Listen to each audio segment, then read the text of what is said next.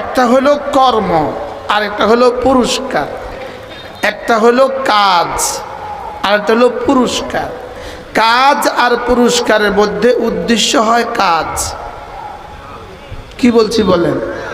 উদ্দেশ্য হয় কি? কাজ। পুরস্কারটা উদ্দেশ্য হয় না, পুরস্কারটা ওই কাজটা আদায় করিয়ে নেওয়ার জন্য লোভ দেওয়া, ওটা হলো অফার। অফারটা উদ্দেশ্য হয় না, বলেন অফারটা কি হয় না বলেন? উদ্দেশ্যহীনভাবে আল্লাহ তাআলা আমাদেরকে বানান নাই। আল্লাহ তাআলা আমাদেরকে এক মহান উদ্দেশ্যে বানিয়েছেন, দুনিয়াতে পাঠিয়েছেন। কেন? আল্লাহ তাআলা মায়ের পেটে দিলেন কেন? মায়ের পেটে দিয়েছেন দুনিয়ায় পাঠাবার জন্য, আর দুনিয়ার পেটে দিয়েছেন জান্নাতে নেয়ার জন্য। দুনিয়ার পেট ছাড়া জান্নাতে যাওয়া অসম্ভব, যেমন মায়ের পেট ছাড়া দুনিয়াতে আসা অসম্ভব। মায়ের পেট ছাড়া দুনিয়াতে আসার যেমন কোনো ব্যবস্থাপত্র নাই, দুনিয়ার পেট ছাড়া জান্নাতে যাওয়ার তেমন কোনো ব্যবস্থাপত্র নাই। তাইলে বোঝা গেছে দুনিয়ার পেটে দিয়েছেন রব আমাকে জান্নাতে দেওয়ার জন্য, মায়ের পেটে দিয়েছেন দুনিয়ায় পাঠাবার জন্য।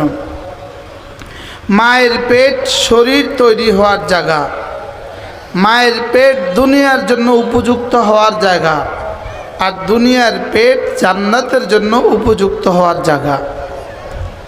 দুনিয়ার মায়ের পেটে শরীরটাকে গড়ে দুনিয়ার জন্য তৈরি করে, আর দুনিয়ার পেটে আল্লাহ তাআলা রূহটাকে গড়ে জান্নাতের জন্য তৈরি করে। তাহলে দুনিয়া এসেছি আমরা জান্নাতে যাওয়ার জন্য, বলেন দুনিয়া এসেছি কি?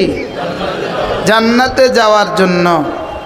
মূলত জান্নাতের জন্য আমাকে বানানো হয় নাই, আমাকে বানিয়েছে ইবাদতের জন্য। আর জান্নাত দিবেন ওই ইবাদতের পুরস্কার গ্রহণের যোগ্যতার জন্য।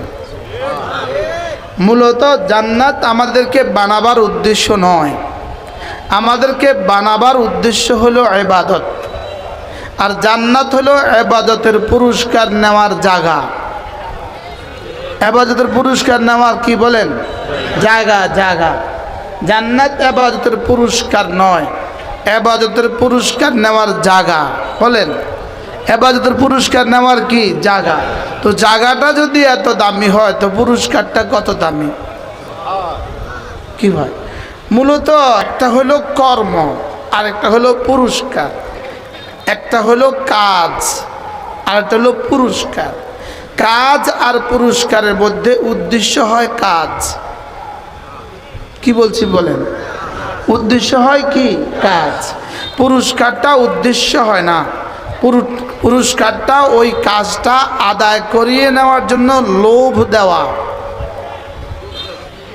ওটা হলো অফার। অফারটা উদ্দেশ্য হয় না, বলেন অফারটা কি হয় না বলেন? যেমন কোনো কোম্পানি অফার দিয়েছে, তার মাল বিক্রি করতে পারলে ফার্স্ট হইলে থাইল্যান্ডের ভিসা দিবে। ওই কোম্পানি দেয় নাই থাইল্যান্ডের ভিসার জন্য।